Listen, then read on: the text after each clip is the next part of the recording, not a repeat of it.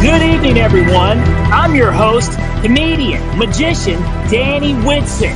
But it's all tricks aside, because tonight we're turning the paranormal into the normal. Join me as we explore the gray areas of reality. We're going to talk all things paranormal, UFOs, ghosts, cryptids, and aliens, and see how it's all connected. This podcast is brought to you by the Experiencer Support Association, and we are live.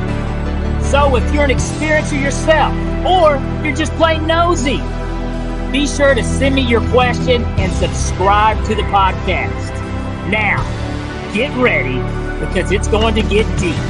No, really, we're going to go way out there, because this is Beyond the Tinfoil Hat.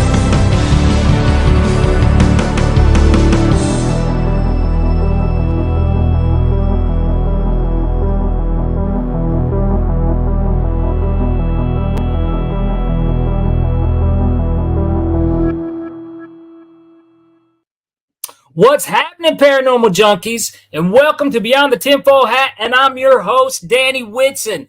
Guys, we are broadcasting live from the E-United Public Radio Network and the UFO Paranormal Radio Network on 105.3 FM on the Gulf Coast and 107.7 FM in New Orleans. Guys, we got a fantastic show lined up for you. First, though, I want to give a big shout out to our guy, Alex with TESA. He has a brand new article. You need to run over there as soon as you can at the experiencersupport.org network and read it. Check it out. It's about Sasquatch. Yes, something that we don't get to talk about much anymore on this show, but you definitely do want to go check it out. That's Alex's article there, experiencersupport.org. Also, Patreon, like always, heed the world. Go over there, show us some love. And if you haven't done so yet, be sure to check out TESA's very own Ryan Stacy's podcast that airs on Mondays at 5 o'clock. Ryan really breaks down investigations, gets down there, gets in it real good, explains a lot of stuff to you. All right. I'm excited about this guest. Really, I am. This guest just isn't a guest, but this guest is like a longtime viewer. And this guest is actually the first person Ryan ever actually interviewed. So I'm very excited to talk to her.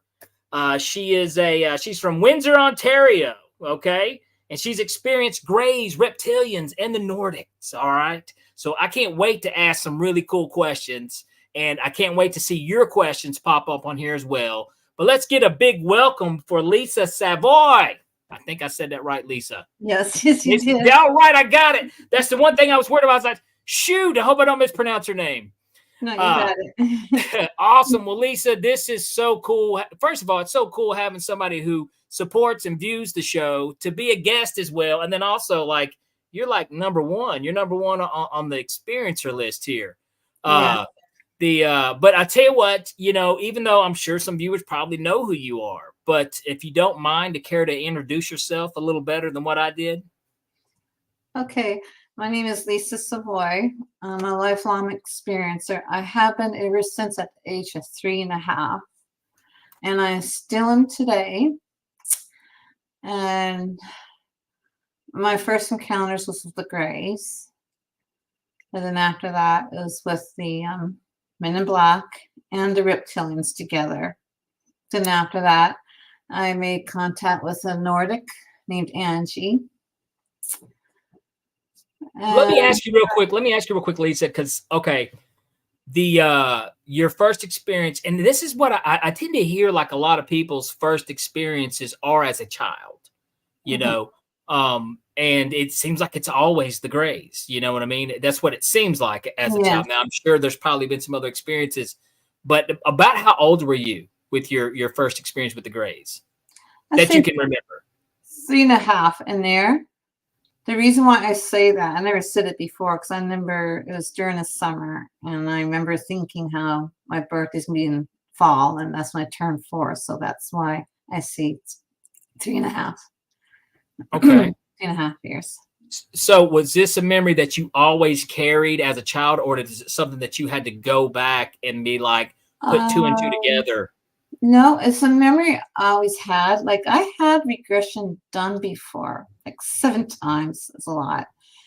But all the memories I recalled during my regression, they're the memories, like I told her, the memories I had, and it was the exact same thing as the regression. So I guess I never knew at that time. I guess I'm rare because I remember everything about regression. Like the memories I have till today are the same memories I had as a child. And see, that's so. And how long? You said it started when you was 3. Was this something that was it at night they came visit you? Was it, how was And those? well, like my experience with the Greys has always been in the evening.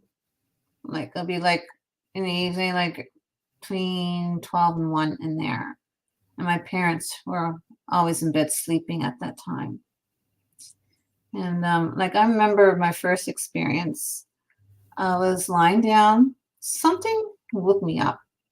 So I sat up and I noticed how the wall was turning pitch black.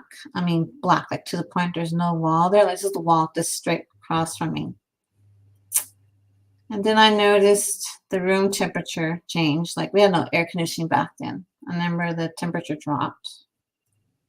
And I noticed these little beings coming from the wall. So I actually stood up to greet them. So I got up. And I noticed that they were short, like 3.5 feet tall, had large black eyes. Their eyes never blinked. And they had no hair. And they had like 2 holes for a nose, a slit for a mouth. Their heads were bigger. And then their color, they're like a gray color. No hair, no ears. And it's like, I wasn't afraid of them or anything. Like I was curious more than anything else. I was a very curious child. And I started talking to one of them. Like I asked them how they got in my room. You know, like who comes to the walls. And I asked them where they're from. I got no response. I asked me how to name. No response. I told my name. Still silence. I even offered a handshake with one of them. I stuck my hand out, you know, like a friend handshake. He just looks down at my hand. He looks up at me from head to toe. And the atmosphere felt strange. It just didn't feel right. And I remember like there's A's in there. Half of them went way over to the left side of me. The other half went over to the right side of me. And as I'm standing there, all of a sudden I can feel like energy going, invisible energy, like going all the way around me and going through me. And I couldn't move. I couldn't even twitch a finger, nothing. I was paralyzed and I couldn't even move my eyes. My eyes were just that stiff. I couldn't budge anything. And next thing I know, at that time, I was being lifted off the floor, like floating right up off the floor and going towards the wall. I was terrified and I couldn't move. I was fighting to the point trying to move. I couldn't actually cause pain from head to toe because I was just trying to move and I couldn't. I was causing pain. And I was terrified. I couldn't scream. And when I tried to scream, I would feel my chest would hurt. So I just couldn't breathe in or out. And since I couldn't scream, I started screaming for my mom in my mind. Like in my mind, I said, scream, mommy, mommy, as hard as I can.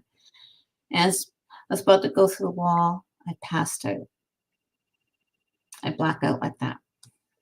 Now, Happened multiple times. Did you tell your parents? Did you ever come forward with the story as a child? My mom just told me I was dreaming. I was having bad dreams. Yeah. And when you're a kid, it's frustrating. I mean, like, you know, you're awake. Even people say to me, maybe you're just dreaming. But I mean, like, there's at times I get to go to the bathroom and I get stopped by them. So, I mean. So you would be, as a child, you would have memories of going to the bathroom and you would see the Greys? Oh, as I get up, they'd be there. Wow. So, I mean, when you get up during the night, you go to the washroom, you're not dreaming. It's the same thing. Like, you get up and you see these beings there. They're there. And And I'll they're be very honest with you, real. Lisa, as a child, that would scare me to death. Mm, I mean, it scares most adults, terrifies most adults. But as a child, me, I was just a big chicken though, as a kid though. yeah. So, but it would scare me to death. I was Um, quite old. I still am today. did you have siblings? I do have a family. Yeah. I mean, I had a sister and 3 brothers. But when I first started seeing the Greys at that time, I only had a sister, and she was in the same room with me. And I don't remember her getting up. So they never had any experiences of their own? My sister, she didn't say anything, but later on in the future, my brothers are older, they did recall seeing stuff that I've Wow. seen as well, and I never knew at that time they were seeing it as well. But you guys did talk about it, but Yeah. exactly. Well, most people don't. For some reason, most people keep these experiences to themselves for a long, long, long time. It's Um, not easy. It is not easy. I couldn't even imagine that. I couldn't imagine No. that. And you said, but this is going on with the Gray. I mean, it went on with the Grays. I mean, was there a point in time in your life to where it stopped? Something cut it off with the Grays? But here for a while in Windsor for a while. And the thing I really found interesting for a while there, it was later, was it early? I think it was early this year. Or was it late last year? Sun was in there anyways. I remember one night I was lying in bed on my right side and I turned my head over a little bit to the left before I rolled over, and I thought I seen something. Go, what is that? So I went over on my back, and my back wall, like on the side there, like on this, my right, I rolled over to my left side there. I noticed this tall figure wearing a black hooded cloak stepped out from the wall. And I noticed as they stepped up from the wall, like I usually see Greys, right? They're only 3.5, but this one was like 8 to 9 feet tall. They were tall. That's another common one. Yeah, Yeah. there's small ones and then there's tall ones. That's the first time I've ever seen a tall one, though, was that time. And I noticed too, like usually I see the Greys, right? They're coming at me straight on, like forward. But this one came out from the sidewalk, and he stepped up from the wall. I noticed something I didn't see before. He had like a stringy misty coming out from behind him. And because I got the side view of him, but as he stepped out, he turned and faced towards me. And his eyes are even different. Like usually my Greys, their eyes aren't slanty. This one's eyes a little bit slanted up a little bit. And they weren't as wide, like maybe not as wide like as the small Greys, like little smaller. Their eyes aren't as wide, I mean. And I can see the features on its face better because it's bigger. Like I can see like the rings around the eyes, and I can see like a little crease down underneath the nose. And it's the same as the other Greys, but the eyes, they were slanted. At what age were you whenever you realized I mean, because I'm sure, as a very young child, you knew you were seeing something, but you didn't know exactly what it was. What age did you realize, like, hey, where you realized what it was you actually were seeing? Oh, well, for a while they were living in Cambridge, Ontario when it happened. And it wasn't until I think I was maybe 8 or 9 we moved to New Brunswick. And I remember one time, it was before supper hour, I went down the living room, the TV was on. And I noticed there's this people talk about the stuff they're experiencing. And it turned out they were seeing the same thing I saw, the Greys. And it horrified me. It actually gave me a sick feeling in my stomach. Because people told me for years they're only dreams. I knew they weren't dreams. And I knew too, like I seen other kids. I was with other kids my age during my experiences. So I knew I wasn't the only one. But when I saw that on TV, that's when it really hit me. Because I never heard of aliens. I always call them the little people. That's what I call the Greys. But when I saw it on TV, it just struck me terrible. I was shocked. I didn't know what to think. That had to be. I mean, but when you see something that you know that you've seen before, we got a question here from Liv Light. Yes. Big shout out to Liv. Also Liv said, Canada in the house, baby. Canada, what up? Yeah. Here we go. Liv's always got the awesome questions. You know, Yes, she does. Yes. Let's see. She says, hi, Lisa. Did they emerge from the wall like a portal? Was there an odor or a temperature change? Okay. I always believed it was like a portal or something. Like, I don't really know, but it's just something I believe. Like, I figure, like, how else could they come into my room, you know? And for odor, only race that I encounter had an odor is the reptilians. They have like a burnt sweat or something like that, like a funny scent. But they're the only, yeah. That's interesting because I hear a lot of stories about the Greys. I hear about the Greys in encounter with children, you know, at night. I don't understand what's going on there, you know, but I do hear a lot of those same stories from people. Now, you were growing up as a child, having these experiences, and I think was there ever one time that you did go to your parents and did they ever believe you, or is it something that you just kept in all the way to your adulthood and you just kind of let that train go, let that ship sail? Well, how my dad found out, it was a while ago. I was living in Winnipeg. My two boys were small. They're only young. And it was one summer, my husband was getting ready to go away for like, he's in the he used to be in the military. He retired 9 years ago. And one time he was getting ready to go away for like 6 months. He'd done it quite frequently. And in the morning, I would wake up and he would see these horrible marks on my skin. Like something broke into my skin, like something sharp went to my skin. And I had these bruises. And the weird thing was, like, I would have them on both legs on the exact same spot in each leg. I wake up with one or two of those in each leg. And my husband goes, how are you getting those? Okay, like this is maybe a couple of weeks before he hid out. He's going, I can't remember where he was, somewhere overseas. But then a few nights again before he went away, I wake up again with these on me, like this time not on my legs, but I had them on my arms. And again, he's gone, how are you getting those? It's really upsetting him. And I said, don't worry about it. So he goes away and he calls me. And I talk to him on the phone. He's overseas. And I said, by the way, remember those bruises I'm getting? I'm still getting those. And man, my husband just lost it. Oh, he just freaked out. He goes, how are you getting those, Lisa? How are you getting those? Why are they there? And he's just really upset. And so as time passes, one morning I wake up and I feel burning on my knees. I mean, a horrible burning sensation on my knees. So I reach in my right hand, touch my right knee, and I thought my skin was coming off. And I go, what's going on here? Now what? What happened to me? I pull off my sheets, and you wouldn't believe the burns on my knees. No lie. Burns on your knees. Yes. Black burns on my knees.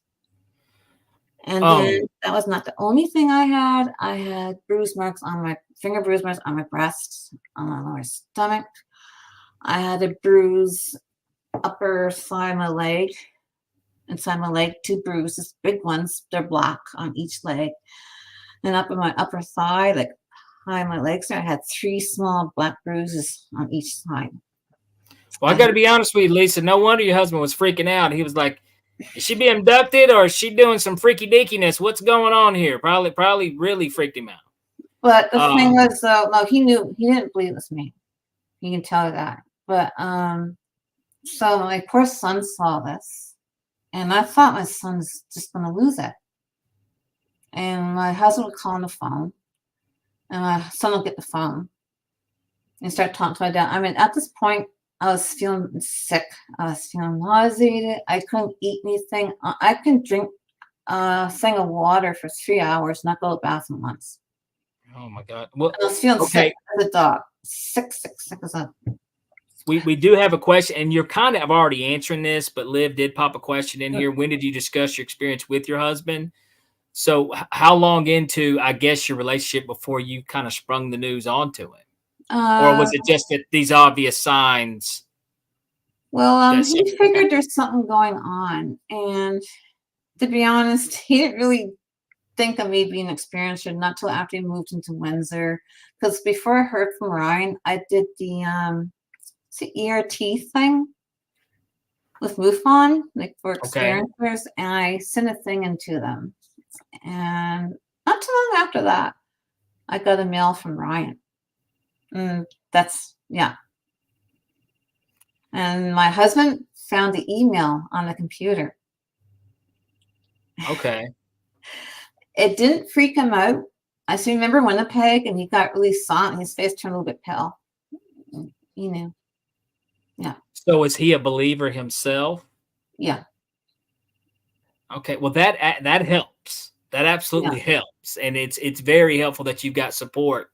Not everybody has that, you know. No. Oh, some people had a hard time. Yes, Liv, we're actually going to plug that at the end of the show. We were talking about that. Lisa does have a book, Living in Two Worlds, on Amazon that you can check out. We're going to plug that at the end of the show. But yes, she does, which sounds very interesting to me, and I believe I'm going to pick it up myself. Yeah, it wasn't for my mom. It was for her. Yeah. But okay, so I'm just trying to, you know, paint a picture here, I guess, in my mind. So you were having these experiences with the Greys. Now, was it, you know, as a child, basically all the way up to your life, and you said you've even had the experience here recently, you know, where you're at now, where, you know, a lot of people, I've heard people say their experiences with the Greys weren't frightening. They weren't there to hurt them. They were there to be nice. And I'm going to be honest with you. I've heard some opposite things too, as well. And I, you know, I know this could probably, I don't want to trigger anything at all, Lisa. Only you be comfortable with what you feel like talking about. But how would you consider your experience with them overall? I found my experience with the Men in Black the worst. They're the inside is terrible. So after having experience with the Greys, like I said, you did have these markings and stuff that you couldn't really explain. You did have experience. Your next experience, was it with the Men in Black? Was it the Reptilians? What was the next? I've been seeing the Men in Black ever since my childhood. So, okay, did you have two gentlemen arrive to your front door and ask to speak to you? Is that one of these kind of situations? What was your first experience with them? It's very little rusty, but I don't remember exactly a whole lot where they got me, but I remember there's like a field hand in my home. I had experience in the field too, seeing this object. But along my way down to the field, there's a road there. And I believe that's where the Men in Black got me. They picked me up from that road. Because I remember a rope. So you were. I didn't put that part in my book, but I remember having memories. Going down the road, feeling really confused, wondering where I was at, who had me, and I had to go home. So and I believe that's when they had me. Yeah. You had an experience to where you were like somewhat kind of kidnapped by the Men in Black. Is that what you're saying? I say four. Okay. And I mean, do you remember having a conversation with them or them? I remember they had me somewheres. I was somewheres, and where I was underground. And it was really warm down there because, you know, no AC back then, at least they didn't have it. It was really warm down there. It was like during the summer. And I remember it was deep underground. And I remember I had one at each side of me. Excuse me, just one at the side of me. And I was right close to them. Like they had a hold of me. And they were taking me down a hall. And I know there's other doors there. And this is when you were a child, correct? Yes. So this is what's interesting. And they were dressed in the black, you know, the way people. Okay, this is what's interesting about that. You know, for you guys listening to this, Men in Black didn't become a pop cultural type thing until the 90s, as far as people really talking about it. So people who have had the experiences with them, it's based off just their experiences, where people, because sometimes pop culture can influences what people sometimes remember, see, stuff. This isn't an instant with you, though, because this was way before all that. Which I find interesting as a child, that, this is what you were seeing. So it also kind of, gives a little more, clout to it, in my opinion. But you said it wasn't a pleasure experience at all. No, but I remember they took me down and little ways. There's other doors there, but they took me into one spot there. It was to the left side. And he took me in. There's another Men in Black in there. And so there's two of them. And I remember the room was dark. And they're quiet at first. They weren't saying much. But I remember he took me in. Then the other guy there, like there's like a, like seeing a doctor's office. They have the examination table there, thing there.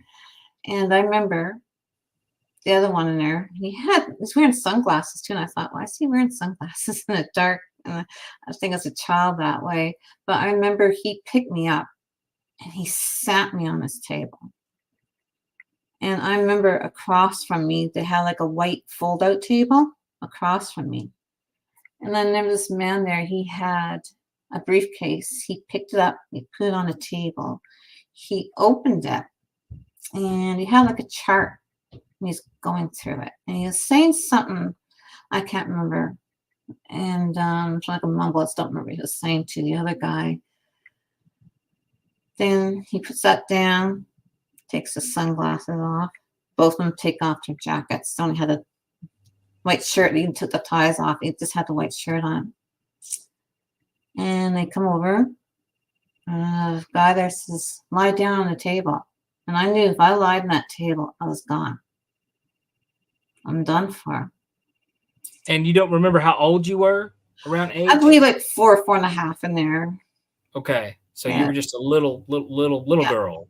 Yes. And as I lie down, one goes by my feet, one goes by my head, and each one pulls my clothes off. One end takes my pants off, the other end takes my shirt off. And so, that's definitely not. Yeah, definitely not a pleasure. Do you remember coming back home, or how you made it back home, or?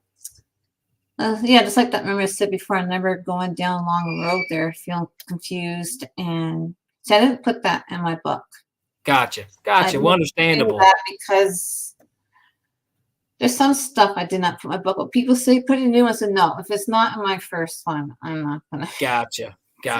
It took me a while. It's actually the first time I mentioned it on the interview. Was that part, I believe, because it's hard to talk about. Absolutely horrible. Yeah. I'll tell you what, Lisa. This is what I want to do. We got to cut to some messages for our sponsor. When we come back, I want to hear about the Reptilian and the Nordic. All right. Yes. Guys, we'll be right back with Lisa Savoy.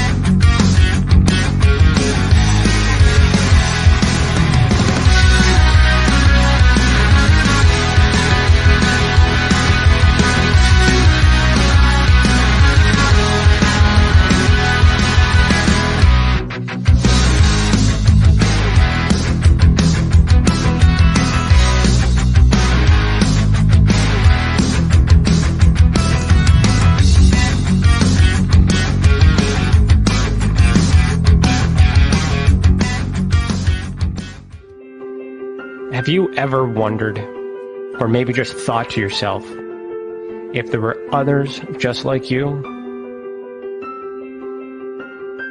You know, people with extraordinary abilities, psychogenic advancement, and perhaps unique intuitions.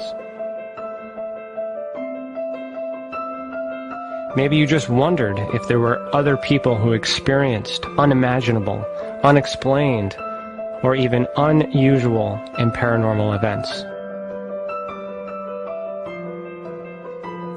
Are there people who have more questions, more fears than answers? Well, you're not alone. You've never been alone. We believe you. Sign up for EA today.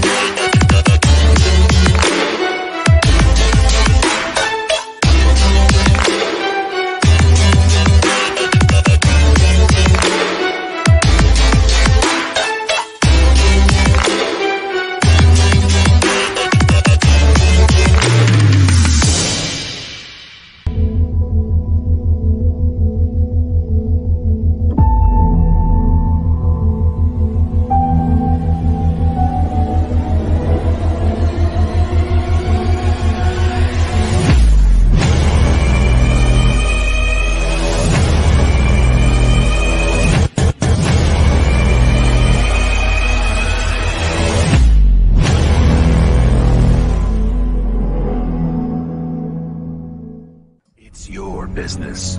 It's your property. Your assets are worth protecting. Blacklight Investigative and Surveillance Services specializes in patrolling and inspecting residential or commercial property against fire, theft, vandalism, terrorism, and illegal activity. People and buildings are monitored to prevent crime. Keep your property, your people, and your assets safe from threat. Our elite staff are dual licensed private investigators and security guards. Blacklight Investigative and Surveillance Services. Go to blacklightiss.com.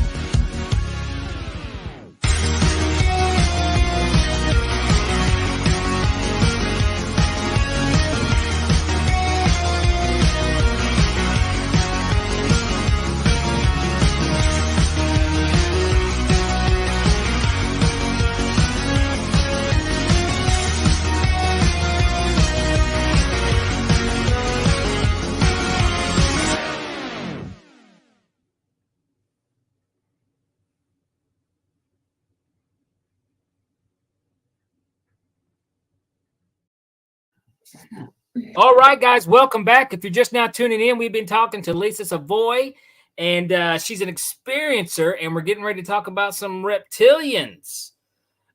This is definitely something that I haven't heard a whole lot of stories about. Like, I hear a lot of story about the Greys, and I mean, I have heard about reptilians, but it's always interesting because I haven't talked to a lot of people who've had that experience.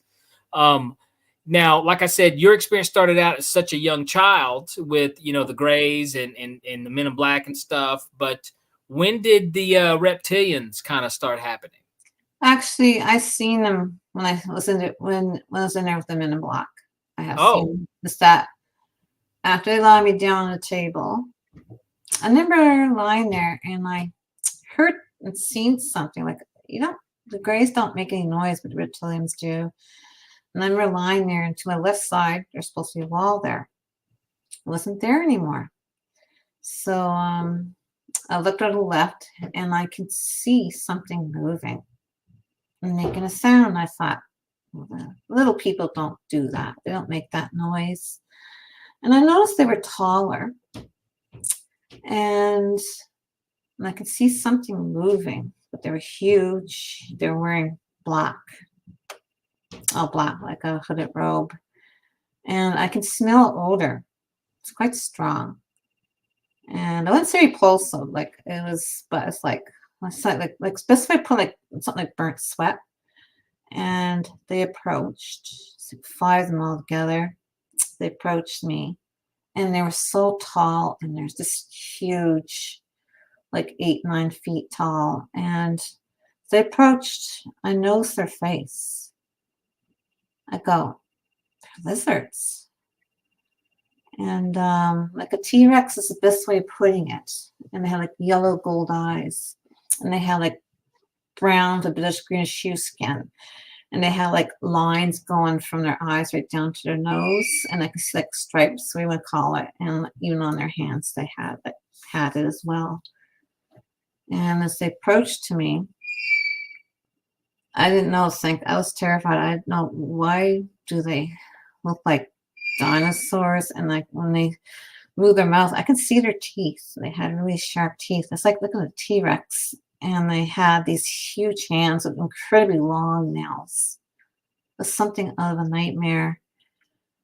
And I remember a couple went to one side of me, and the others went around the other side of me.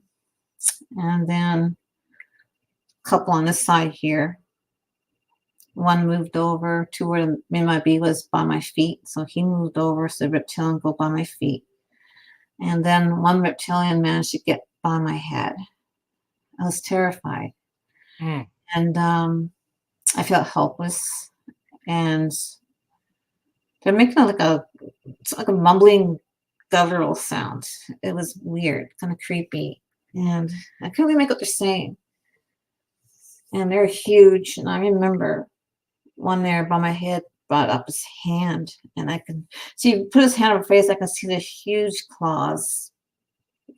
And then when his hand got to me, he put his hand down on my face, and I could smell something, and I was knocked out. That's all I remember. It's happened like 5 times. And you said what was that last part?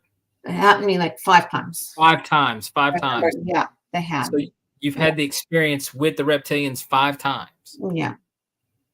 And now was this with them? Was this all during your childhood as well? Yes.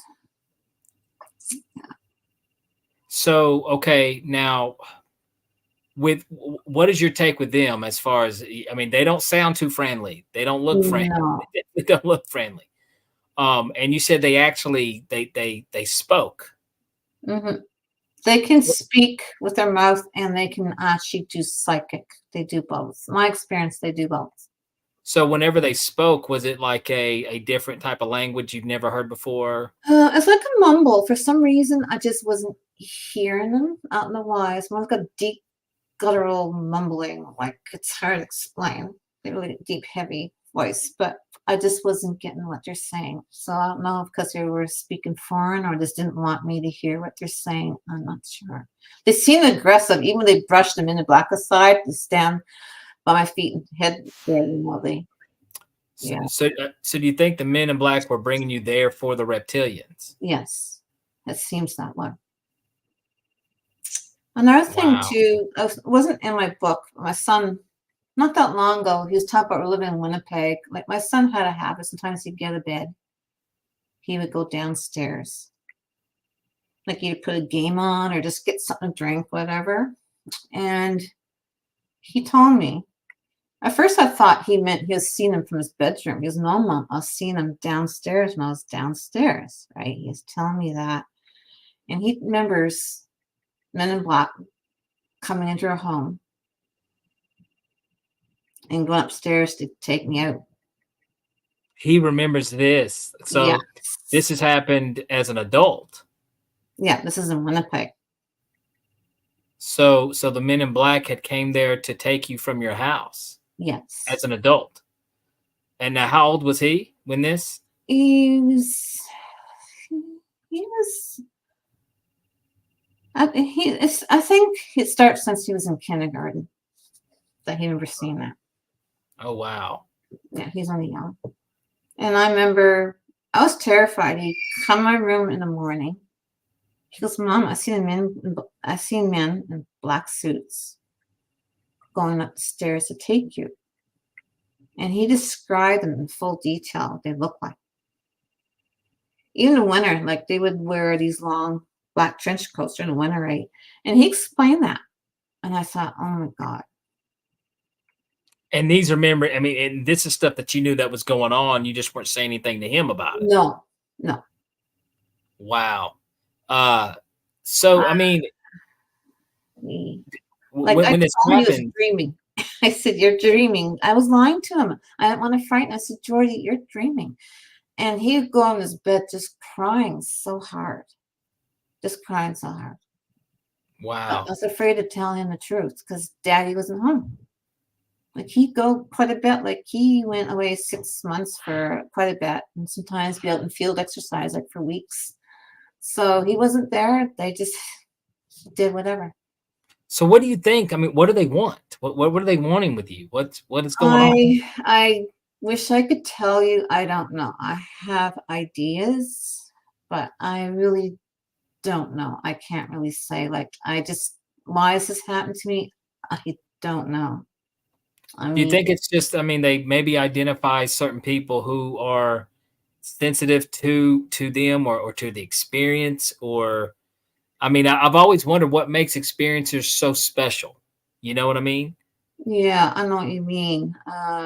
But I just don't know. It's a mystery to me. I just don't know why. And this is, I mean, this even continues on to this day based on your experiences. Yeah. Well, I know I have the odd black helicopter fly over. Last one I've seen was the Chinook.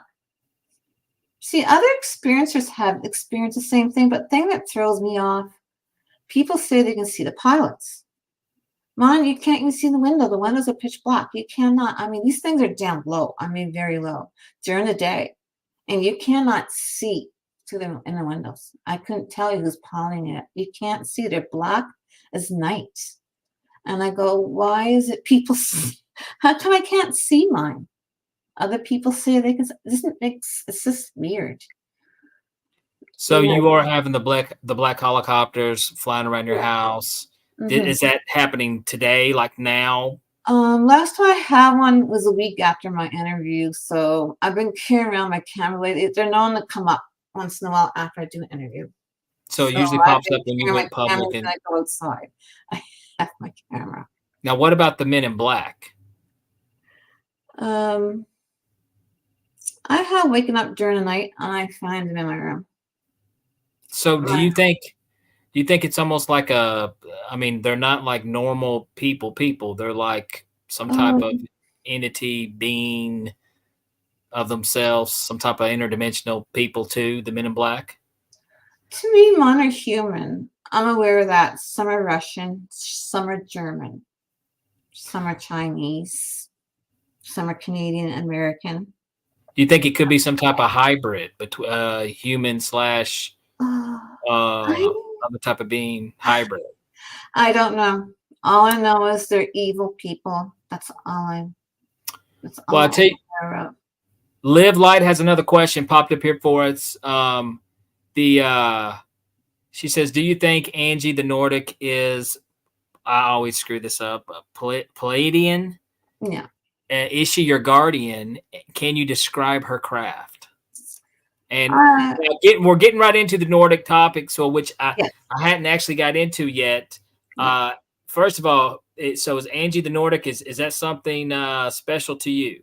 Okay, well, be honest, I never heard of Palladians. I never knew any of them Palladians till my Safe Regressions is in Toronto. 24-hour drive for me. So, I just take the train or bus down there.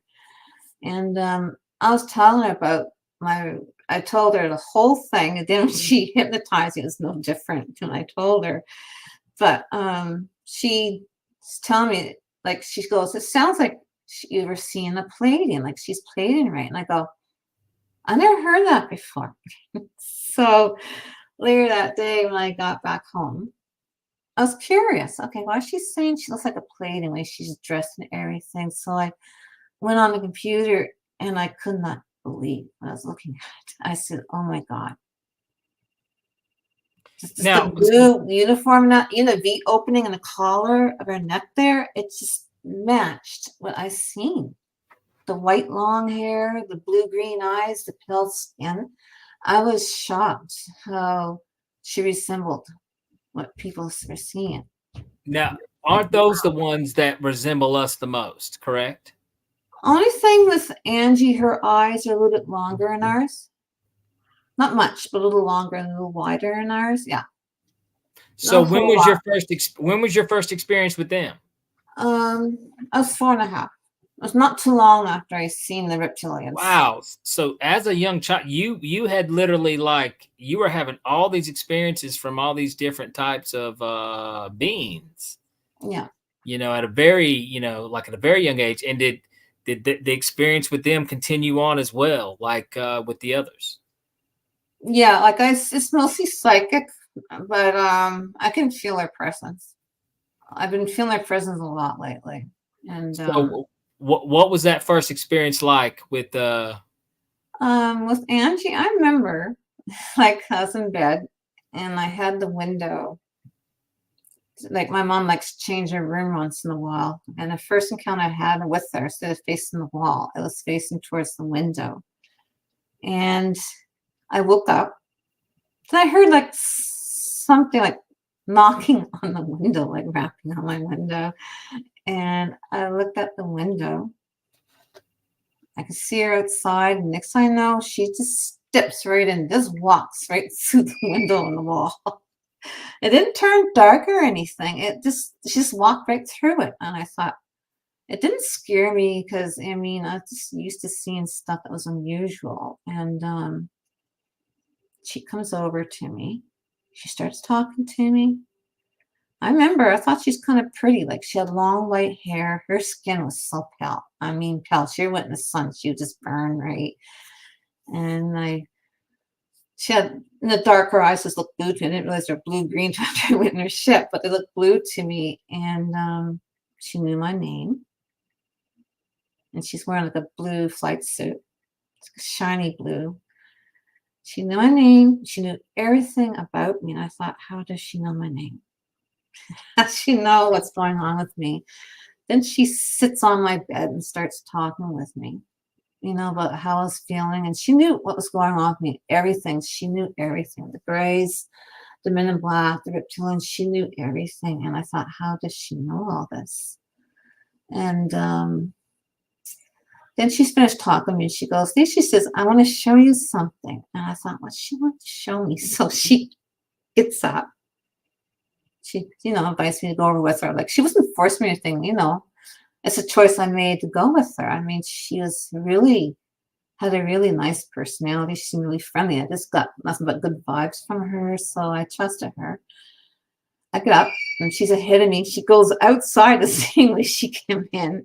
And I thought, okay. So I get as far as stepping into the wall. And I look down, I can see her floating down to the ground. But I was afraid. I was terrified. I didn't want to. I didn't want to go down. And she says, Lisa, she said, it's okay. She says, you can come down. You're safe. She says, you won't fall. You won't get hurt. So she taught me to going down. So I went down. It's the same, like, it was a lot more gentler, but I can feel like a force going around me and through me, but it was a lot gentler. Like I still can move my arms and my legs, no problem. So I floated down with her and I'll stand by her. And I know she's looking over to the right. And I thought, what's she looking at? There's nothing there. What's she looking at on the right side? And I saw, heck, maybe there's something here. So I started to run towards the right direction, but she grabbed a hold of me like that, you know, by my hand there. She grabbed a hold of me. So I thought, okay. So we started walking slowly to the right side. And as we got closer, I thought, what is that? I can see something starting to show. It's like this way to describe, it's like a blurry reflection starting to show, like a fuzzy, blurry thing. As we got closer, I can see it's like in the shape of a triangle. And she had me hold my hand out. She says, approach slowly, and I walk to it. Then I can see it. I can see my reflection in it. And I put my hand on it. It's like a lukewarm feeling. It was very smooth, like it's a smooth metal. It's like looking to a mirror, and you got close to it. And it was interesting because it's like a triangle. It's basically for two people, like for her and me to sit in. And it's a small triangle. And I noticed on top of the triangle, it was just like a smaller triangle on the back of it, painted back there.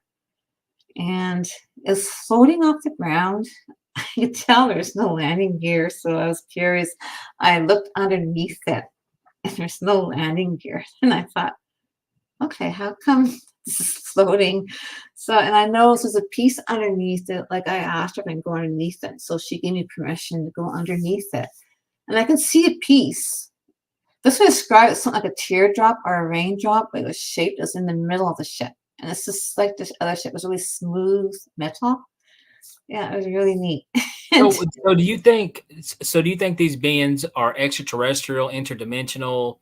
What is kind of your take on that? Some people even believe that I've heard people say angels, demons. I've heard everything. What's your take? I believe she's from a different world. Like I learned from the Greys, they're like far away. I mean, space is so huge. Like it's so huge. I learned as a child from the Greys. Unimaginable big. Yeah. And I believe she was from a different world. And I've never heard anyone say anything bad about the Nordic experience. No, but she appeared a little, I don't know if I ever said it before. I don't think it was in my book. She appeared a little militaristic, if you know what I mean. Like Maybe a little had this stern. really awesome spaceship she knew how to fly. But anyways, she had to look at it. And I remember I went in front of it, and I could still see the sharp point in front of it, like a triangle. It's not like a wide triangle. You see, it's more like a wedge. And it had a really pointed front. And I remember touching it. I thought, oh wow, it's so pointed. And I looked up at the top of it there, where you sit, and I thought, there's no windows. Where's the windows? And I thought, how's she seen this thing? So anyway, she took me by my hand and she brought me down to the end of the ship. This one, it gets really interesting. We literally floated off the ground onto the top of her ship. And I thought, how do you get in this thing? There's no door. So I looked down. When you drop a rock into water, how it does like a circle. This did the same thing, but it opened up. You can see like it's really bright white in there, like really white. And it's the coolest thing. She let me go in first. When I first went in there, I sat at the wrong end. She goes, no, you go over to the right. So I went down to the right. And she went down to the left side. As she sat there, I remember the seat slid forward a bit. And after we got in, and I looked up and I thought, oh, wow, I can see outside. I can see the houses across from us, across the street from my home. And I thought, oh, cool. And I thought, okay, you can't see the windows on the outside, but you can see outside. You're inside. And I remember it was all white, except for one piece there, like the arm, like where you can rest your arm on the seat there. Just like a long, not that wide piece, right, where you put your arm on, like a medium gray color. I didn't know what it was at first at that time, what it was for. And I know it's like something like a spear, like a ball. So there was no windows or anything inside the craft. It was very kind of plain. I had no controls in it. Like I had, like you see in the airplane, it didn't have the wheel or anything. It's just nothing. Like that piece there, I didn't know at the time. I can use that to move the ship.